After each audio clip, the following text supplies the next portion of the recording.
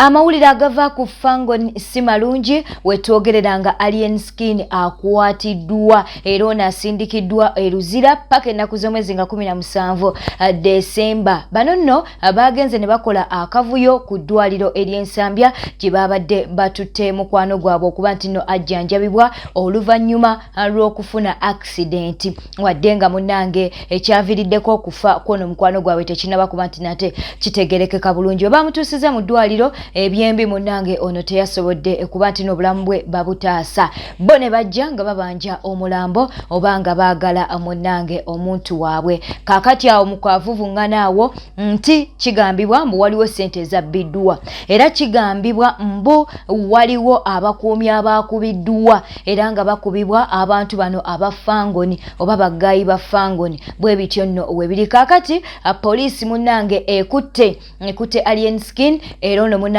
atwaliddwa eruzira paka ennaku z'omwezi nga 17 ge mawulire ate ge tuli mu kukuwa. Naye poliisi yasoose kuvaayo n'egamba nti ekyagenda mu maaso n'okuba nti nno enoonyereza.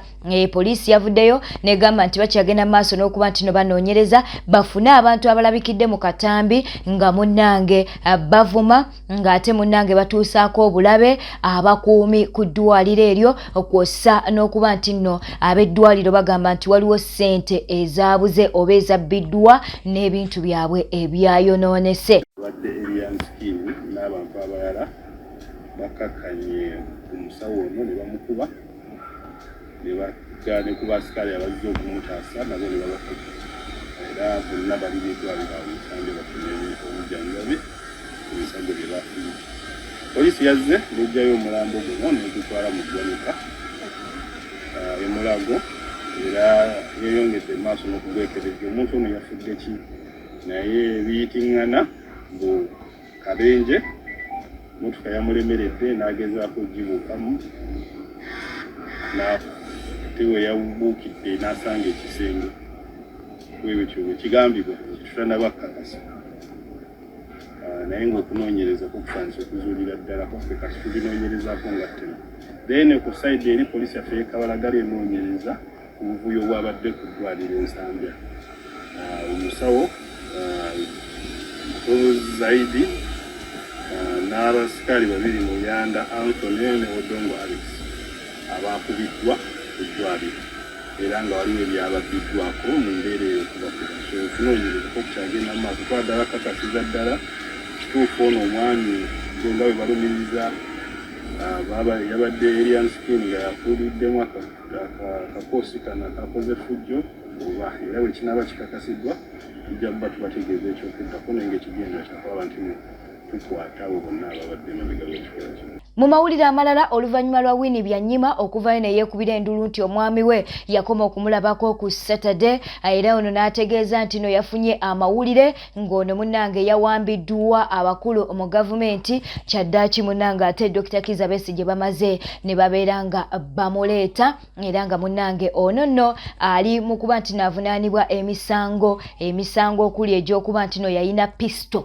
I was only informed that I was coming to court a few minutes ago.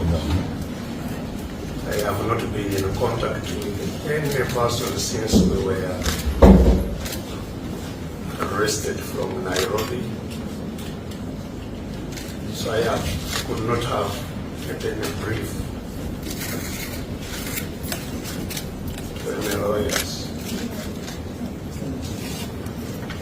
But we have government lawyers who are briefed by the government. It is not being Simon Suga and I have already said I will be having my own lawyers, but I haven't briefed them yet. Right? The same with me. The same with me. Mu mawulire amalala ebya Shiba Kalungi tebinaggwa. Sister wa mujja we ye akyalemeddeko akyagenda mu maaso n'okuba nti nno asabula Shiba Kalungi. Kakati ono ata audio ku audio katubeere nga tukuwa akatambi kano. Era byonna bye bamwogerako mbu musiyazi byali bituufu because wegomba otya mukazi muno mbu she's a beautiful being, I want to be part of it, nzikiriza mbeere side of you. Are you kidding me? That means you're not disgusted. Ate ogamba otya mbu olina class. bana abantu abamu tebeenyinyala. It's really, Jules nabo no. Abaana b'Uganda beegomba abantu naye abantu beegomba. Aswaza banaye Jules. Jules ogamba otya eyo? Nga mulabye n'emitawaana. Emitawaana si mingi naye ogamba kyemele. Ndieno nga bumanyi olugambo lumpuuba ngenda kuteekako koka recording omanyize munaye si recording abantu nga sibagambye sibikola ebintu ebyo naye nga nane yatunyumyenyumyemukko ku bino ebigenda mu maaso nga bw'obiwulira manyi nti nabe yagwa mu famire yammwe naye Channa kunyera sigenda kugamba nga bwolaba munnaye nze ndi advocate w'abantu abatalina ddoboozi nga ntegeeza nti nabatalina kali social media nnene abasobola ababeera nga banyigirizibwa naye nga ye gundi Diana ali atya mukajjeefu ali atya sooka olumpe mbondokuwe kati olaba first of all webale nnyo mukwano webale kucheckinga in ate webale kuba ndaba post zo ndaba videos zonna zokola. I really appreciate. The thing is like family affair. Oba nzenze kaliyo nga ayogerako oba alimu obulalulalu but everyone is so down to earth. Otebamanyira bintu bino bya byakubeera mu bintu bwebiti bisasage. Thanks a lot. I appreciate. Nabadde neewuunyiza kubanga Nochobola, you've not had her come out, you've not had anything from our side. Hey, no, this and this and this, giving explanations. But me as a person, personally, I feel bad, Okulaba mukuru wonga bamuteka bintu byekasasiro byatabeeranga muko talina na Facebook, talina na bichi, like tali ku social media, but they are dragging her name down, It's really sad. It is too sad. Mukwano nze nga bw'obimanyi munnange ate okugamba na postinga yo nga bw'omanyi nze nga bwe nkugamba nti naye nze ndi advocate naye ekirala gundi mbadde njagala okunfaminge waliwo ababadde bagamba mbuno mukyala Jeff omukulu oyo sister Wontino yatambuza audio wama kituufu oba si kituufu? Olisi yatambuza audio talina na budde bwebyo. She just actually came back from America from her vacation. Talina budde bwebyo wadde. Kati ani atambuza videos egundi UDS ani agala your relevance. I mean confirmation from you. Amanyinga abalala. Kati ekitegeeza bano bakwano bebe bazitambuza up and down ezo audio. Bakwano bashiba.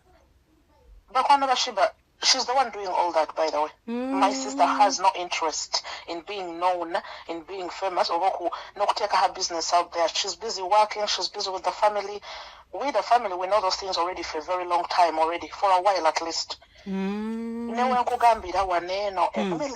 or your guy, my sister threw him out a while ago. They're not together. Hey!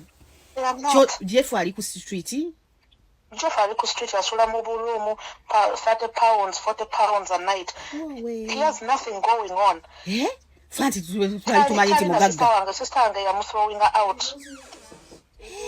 Hey. Yamugoba dda ne bayawukana. Yamugoba ne bayawukana because she's not interested in the drama. She's not dramatic. So, chokola batoyina ogenda sanga any voice note okuva wa sister wange oba video nga she's speaking. You can't find it.